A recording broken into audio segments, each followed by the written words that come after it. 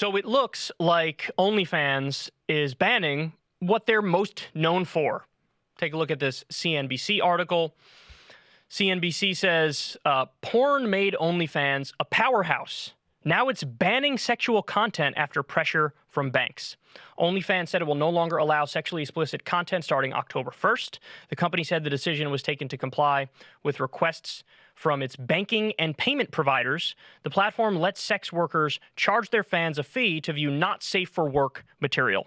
Okay, so now I have to say the headlines were a little bit misleading on this because every article I read on it said the same thing, which is the details are actually unclear. And what they're saying is there's some sex stuff that's going to be allowed, some sex stuff, but they are banning certain types of sexually explicit material.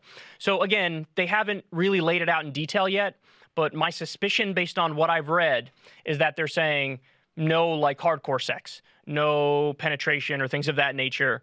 But if you want to post your titties or your ass or something, you're allowed to do that.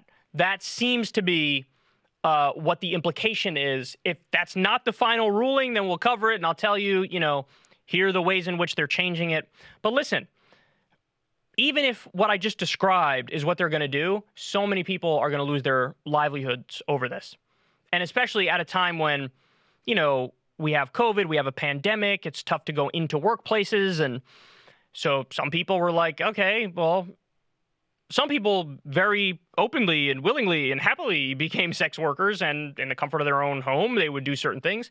And I don't know how many thousands of people, maybe millions of people were doing that, but to pull that rug out from underneath them now, that's it. I hate it when big companies just casually, flippantly, nonchalantly make these decisions, which impact so many people negatively.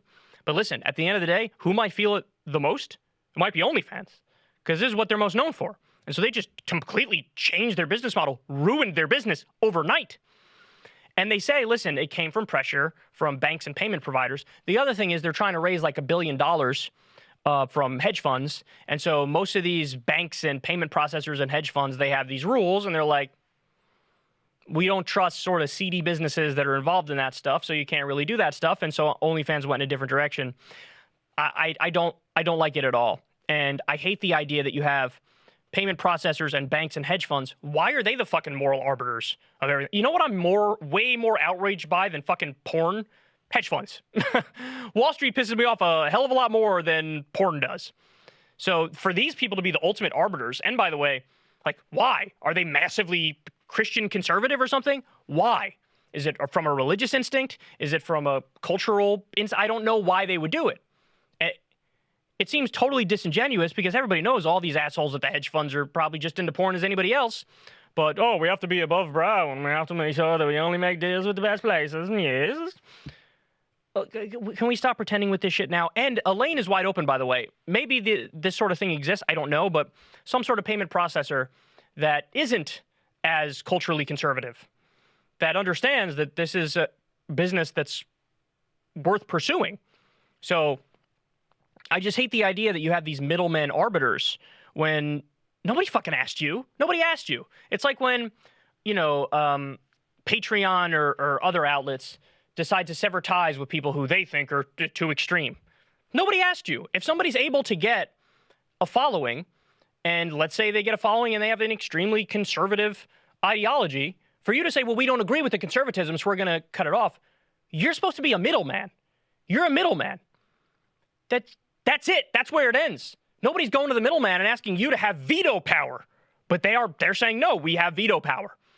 So the banks need to chill. The payment processors need to chill. The hedge funds need to chill.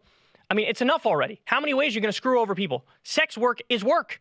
That's real work. Now, you could pretend like that's not the case, and we could pretend to try to be extra puritanical, but, I mean, you're trying to push a tidal wave back. You're going to defeat human sexuality? Good luck with that. Why the fuck do you think we're all here? Why are there billions of us on the planet? So it's gross, and I feel terrible for the people whose lives are ruined. Now, I will say, there was an interesting thing that happened with Pornhub recently where they banned uploads from unverified users. And the reasoning was, hey, when we had unverified users upload stuff, people found child stuff that got on there. So they felt like the only way to protect themselves from litigation and whatnot is to just ban the uploads from unverified users.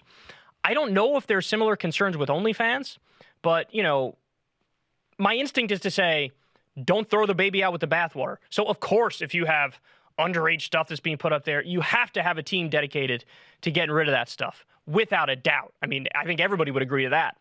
But should they have really said no more unverified users on the entire platform for Pornhub? I don't think so. And maybe OnlyFans has similar concerns, or because of the thing that happened with Pornhub, that's why the payment processors are skittish to work with OnlyFans if they continue business as usual. But listen, you just got to come up with better processes to actually take off the things that are downright illegal and to leave up the things that are not.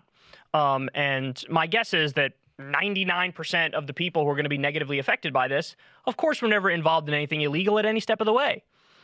And so now they're going to have to find a new outlet, because it's going to be tough for these people to make a living if you take away their main source of income. So I really don't like this. And how many times have we seen this with companies? It's like they get big doing one thing, and then they change the formula and destroy it. But they got to the point sometimes where they're too big to fail. Happened with YouTube. YouTube was the place to go for free speech and different perspectives. And then there were some fake media scandals over, oh my God, advertising is getting onto extremist channels. Defund all of news and politics. And then slowly but surely they introduce more deplatforming, more censorship, more controls, more demonetization, different algorithm that's not really open and fair and just. And then we are where we are now, where you get force-fed CNN, Fox News, MSNBC, all the traditional garbage. You get force-fed. Even if you like alternative left-wing stuff, what do? They force-feed you Trevor Noah or John Oliver, which is like the acceptable edgy left-wing stuff, and then outlets like mine are fucked. So, of course, I'm going to have this opinion, because I've even seen it affect me directly. Thankfully, I'm still on the platform. Thankfully, I can still talk. But I'm telling you, channels of similar size that are not as edgy and controversial as I am, they do way better. They do phenomenally better when it comes to monetization. They do phenomenally better when it comes to how they're treated by the algorithm. So, in some sense, I've experienced something similar firsthand, so I understand it. But really, you just pulled the rug out from underneath these poor people, and I think it's a terrible decision. If you want to see me and Crystal Ball interview legends like Noam Chomsky, Cornel West, and more, subscribe to Crystal Kyle and Friends on Substack. $5 a month gets you the video version a day early. Remember, we take 0 ad dollars for this podcast. Or you can sign up on Substack for free and get the audio version a day later. Link in the video description box below.